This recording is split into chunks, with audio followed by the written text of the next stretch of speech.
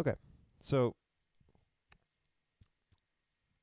there were some shenanigans level 1, maybe looking for invades or something. You had like 4 or 5 in top river or something at some point, which is weird. I wouldn't even go with an invade. Like level 1, what can you really do? Amumu's not going to start Q, even if Garen starts Q. Like the second or the second half of silence isn't going to be enough, and so you don't. Like Zoe's not going to start E, right? All that's just really weird.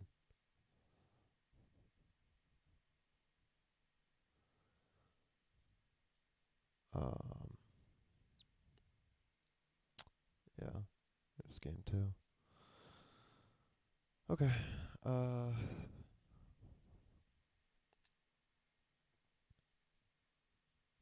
all this is fine. We established like wave priority level 1. I like this. It looks like we're playing against Vayne Lux. So this is all fine.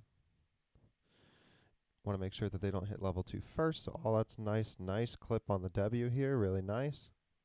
And we E out. Okay. My only thing there is that maybe you could have panned your camera a little bit more up while that was happening to actually see the HP value. I guess if you like left clicked and so you're just watching it in the top, that's okay too. So all this is fine. And so I'm actually not sure who their jungler is. I wasn't paying that much attention. But against like certain junglers, you can basically look to leave this in a state where you're permanently pushed. Because that's going to make it very hard to do anything with Lux. And then you can judge whether or not you're getting ganked by how Lux plays. Because we acknowledge that they're never actually just going to look to just run it down on us.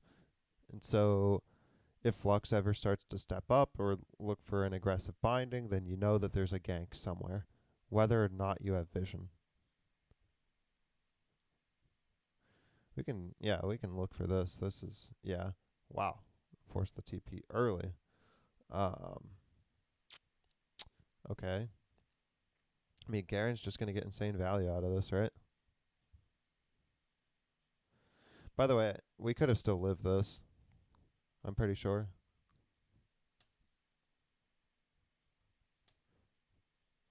So, what we can do in this situation, because we're on comms, we can tell our ADC to wait, or we can just flash once the binding wears off. I think that we can flash and then E. Or, yeah, obviously we can just kind of direct our carry to walk back up towards us or something. And then I think that you still both get out anyways, right? If anything, she paths up here and then you both just path out here together. And I don't think that there's anything wrong with that.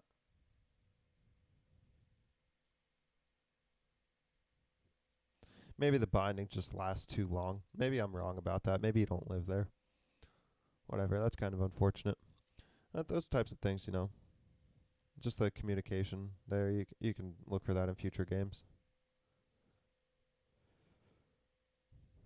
Yeah, Garen's just gonna get insane value out of this.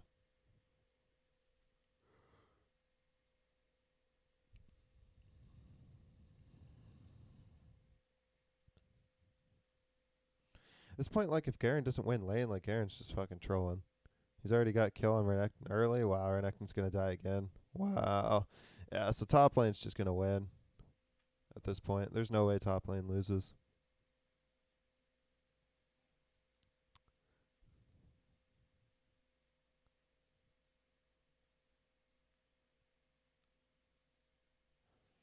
This is nice. We can look to shove the next wave.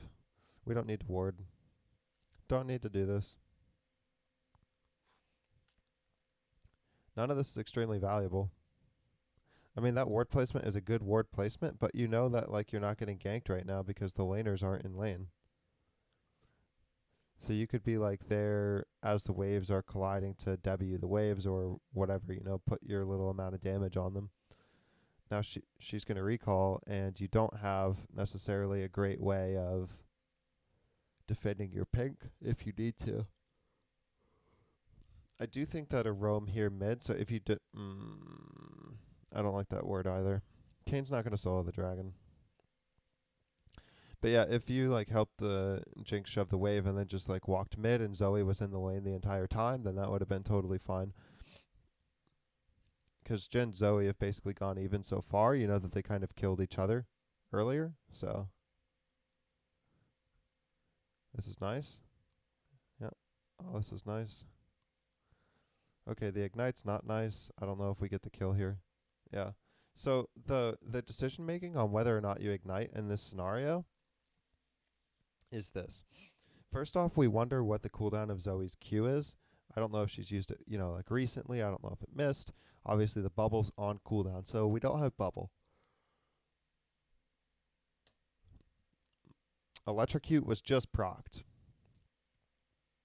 So ignite, you only use ignite early if you're trying to mitigate the healing. Otherwise, you would go for something like just a fadeaway. Like you put all of the damage, and then you just ignite at the last possible second and let them walk it off. And if they live, they probably won't live because you've done enough damage to feel confident in igniting and walking away.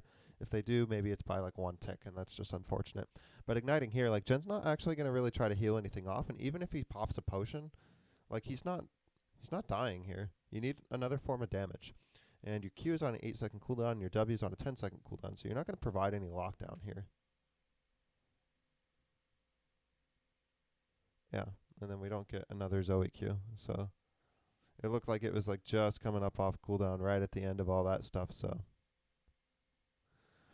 I like taking the cannon there with her.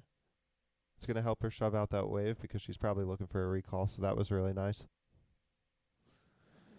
Did lose our pink for that, and we can't really walk through here. Lux just gives it to us, but they definitely don't have to give this to us. So that's kind of weird.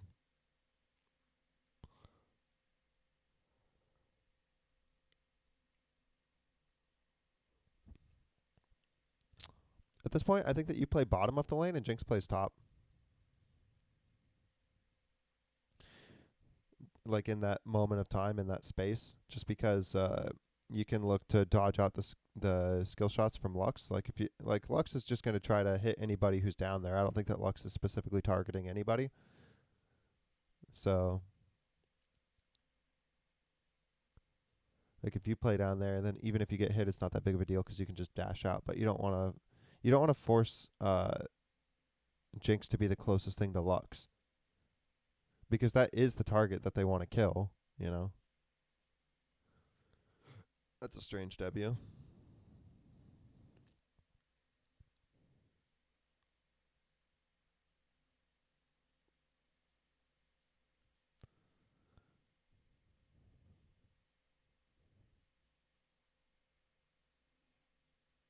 The only time that you use a W like that is to try to give them some confidence and force them to walk back in so that a Moo could gank. But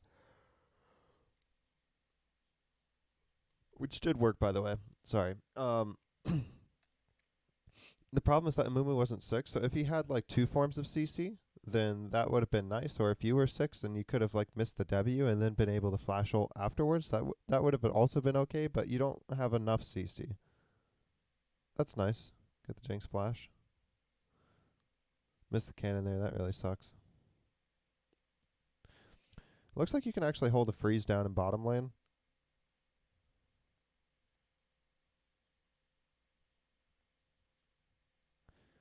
I like this play. Zoe's tunneling super hard. I'm not sure how the minions ended up RNGing. I'm not sure how Jinx played that, but I feel like the wave could have been frozen from how I looked at it before. Let me look at it one more time.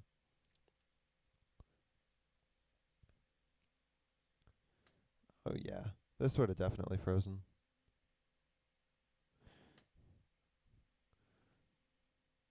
So, oh, God.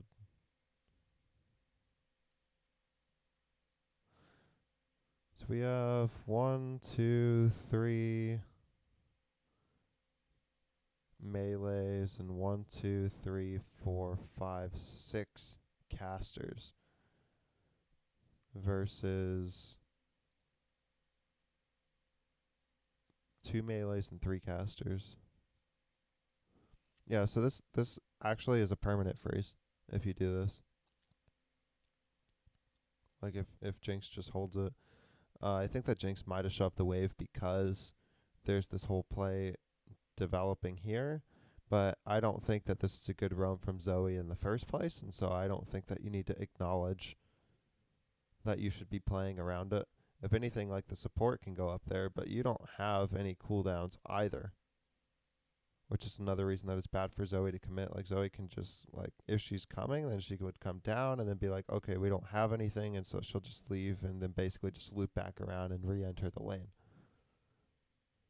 But there's no reason for Jinx to try to get this kill. Like Jinx isn't getting this in a long shot. I think even if the bubble like ends up hitting Vayne or Lux, and they just stand there for 2.5 seconds. Like if nobody hits them afterwards, and they stand there for 2.5 full seconds. That Jinx just runs forward. I still don't think that she can cover enough distance to actually make a meaningful kill on either of these players. So this is just a bad roam. And so because you acknowledge that it's a bad roam, you don't try to hyper shove this wave to catch up to the play that's happening. You just continue to sit back here, farm this. Support can go up and like offer support to the Zoe, but ultimately you guys are just looking to leave because we've established that you can't make any plays. You're going up to like threaten like an aggressive play with her, and maybe you end up burning a summoner spell as a result between these two. I'm not sure which summoners they have up right now, but maybe you can burn a summoner. I know Lux doesn't have flash, but I don't know about the other ones. So you go up to offer that support, which ends up being a good play because Jen is following Zoe down in river. And so you being there means that they can't just immediately 3-man collapse on the Zoe, and then you two can just walk out. Meanwhile, Jinx can just keep last heading the entire time. And then you have a permanent freeze in bottom lane. Vayne's very weak early. She's not going to be able to back into Cutlass, given her current amount of gold, I don't think. Maybe she has Cutlass, I don't know. Even though, like, she doesn't have wave clear, and Jinx is still going to be able to retain item advantage. So, like, if they back out because of HP values and they just recall right now, and Jinx sets up this, like, thins this wave a little bit so that it does freeze and then just recalls and comes back into the lane, and so they both spent, like, an equal amount of gold, Jinx is going to win in the all-in, especially once you hit 6, because your 6 is more valuable than Lux 6 in terms of pinning them down and letting Jinx do what Jinx does. Jinx is lethal tempo.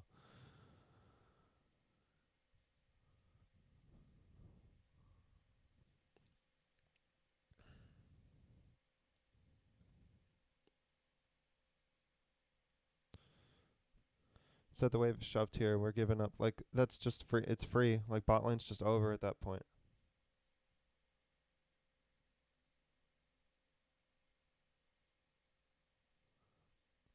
Well, she ends up getting a kill anyways, which is nice.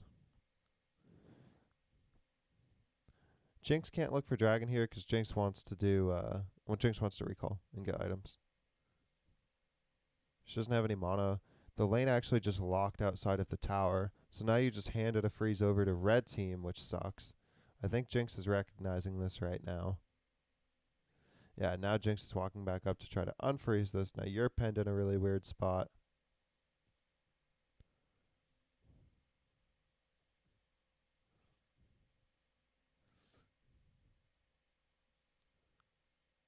We don't commit to anything here. That Ignite's not going to kill him. Yeah. I think that trade was overcommitted as it was, but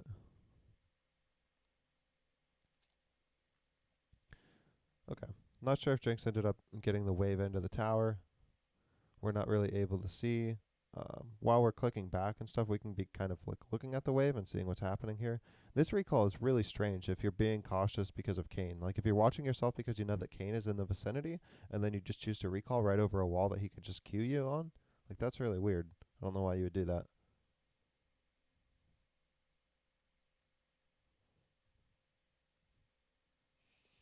Looks like we're going to opt into a tankier first item. I'm okay with this. Pretty much like full AD minus the Lux support. So that's nice.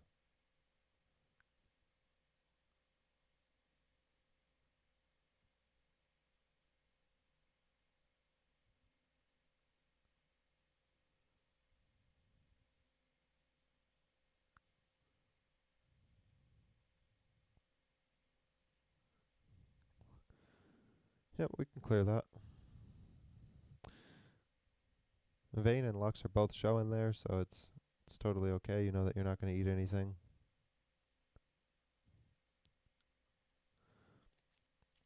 We can start getting into the waves and stuff once this wave resets, and then we can kind of talk about what's going to go on here. So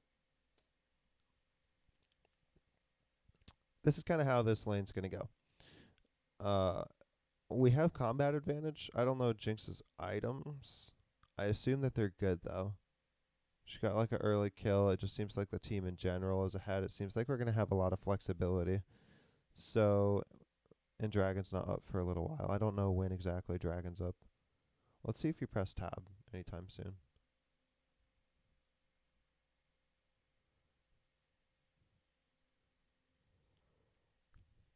There it was.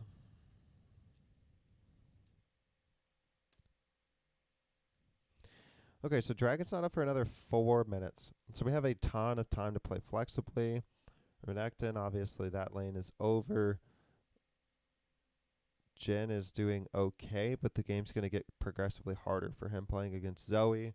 So I would almost say that that lane is over. It seems like Amumu has a 2-level lead in the jungle, which means that he's going to be able to impact the map.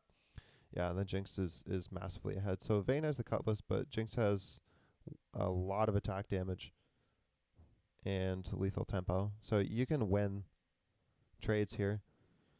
You also opted into some tank stats, and Lux just opted into damage, so I'm not really super concerned about the Lux. Like, you're more valuable, and you have 6 right now for some amount of time over the Lux. So we should be definitely looking for an all-in opportunity here. That's what I would say.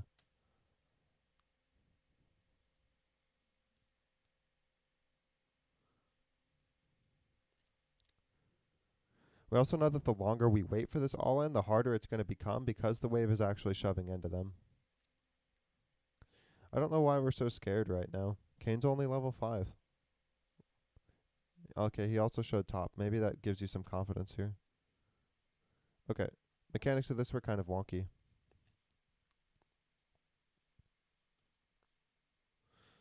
Let's go back so that you can see where. Okay, so this is when you see where Lux is.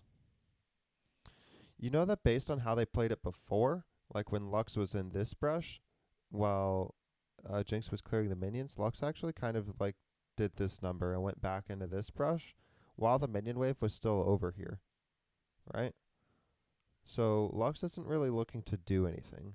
Now that Lux has hit 6, I still don't think that Lux is looking to do anything. Like, her mentality right now is that she doesn't really want to fight, and she's kind of low on mana, so she can get a full rotation in, but nothing after that. No follow-up. Whereas your full stats, Jinx is basically like full stats. So you definitely have combat advantage. So Jinx walking into this brush, you're going to assume that she's not just going to sit here and look for a cheese play, because you should.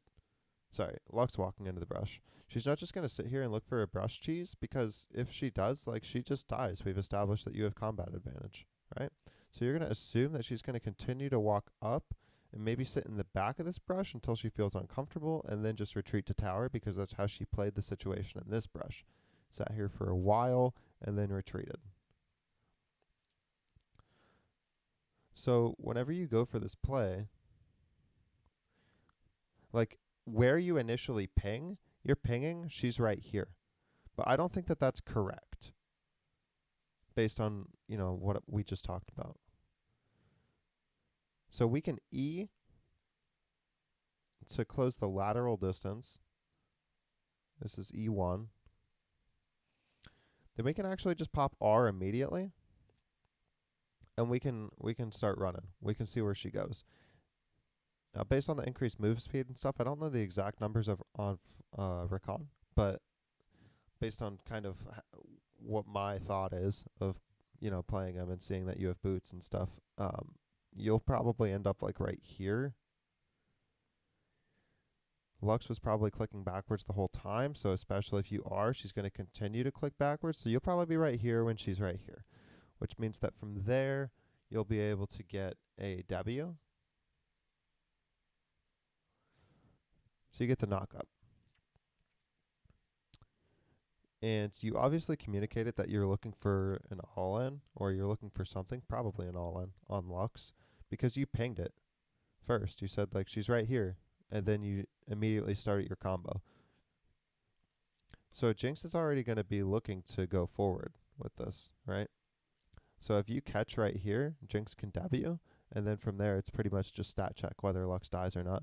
Vayne has condemn, and she can potentially like come over here, stand like right here, and then when Jinx walks forward, she can kind of like condemn in this direction, you know?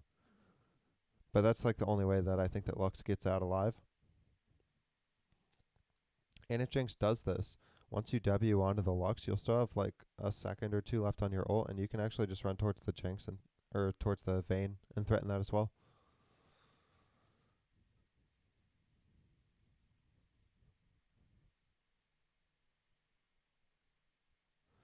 We get the Lux ult. This is big. Yeah, Vayne's just dead. I don't know what Vayne's doing. Okay. I don't know. Yeah. Vayne's like Vayne should be 100% dead. Yeah. That's one of the scenarios where you would ignite early because Vayne's got Cutlass. So her big strength is like being able to heal through the fights. That was nice. So we ended up getting the kills in the end. Just think that we could have forced it a little bit sooner. Like I said, I was looking for an earlier thing rather than a later thing because the more that the lane shoves up towards their tower, the more opportunities they have to just back up and then sit behind their tower, and then it's really hard to do anything.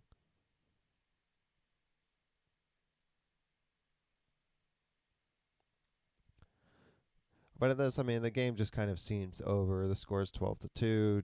Jinx is 4-0. Vayne's 1-2. Jinx has CS lead.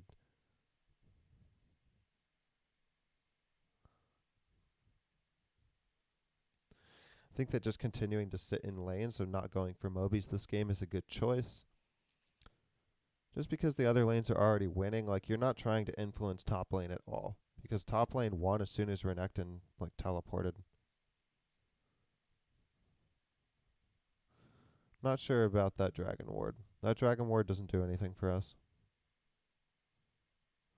I guess you're saying like, well, the wards are free, so I'll just use them. And in some respects, like I respect that opinion, but I just don't. I don't see the extreme value in that. So instead of like doing that ward specifically, what we could have done is place like Pixel Ward. So even though we already have pink like in bottom river, Pixel Ward still just it's going to expand our cone of vision out a little bit more. You know, it's going to give us a little bit more. If Kane decides to come out of this brush or something like that, it just gives us a little bit more in the river. This dragon really doesn't do anything. It stops right at the edge of the pit. So all the vision that you're getting in river is pretty much coming from this guy right here. So this really isn't doing anything for us.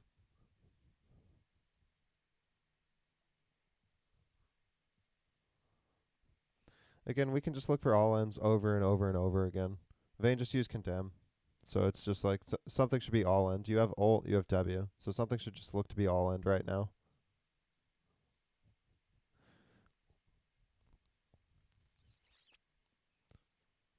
We're playing like we're afraid of them for some reason. They should be afraid of us.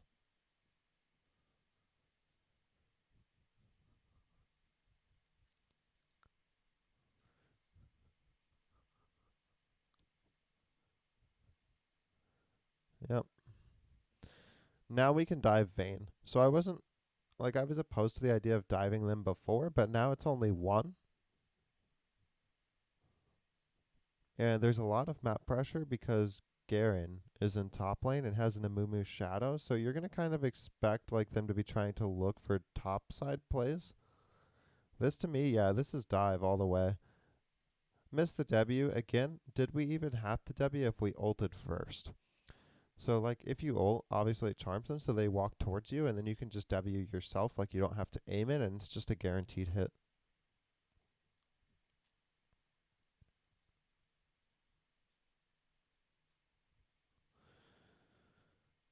Garen's now in mid with Zoe, so they can be looking for that. This should be first tower, and then we should just be looking to recall, restack our wards, and set up for the dragon, because you have enough time to.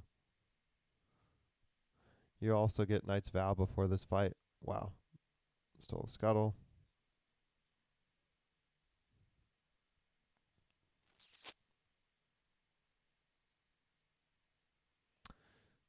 Don't really like the idea of trying to kill Jin here.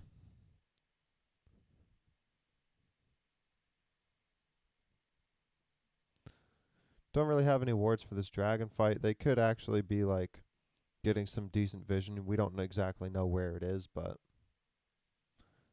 again, don't really like that W. We don't have any follow up even if we hit someone, so what's the point?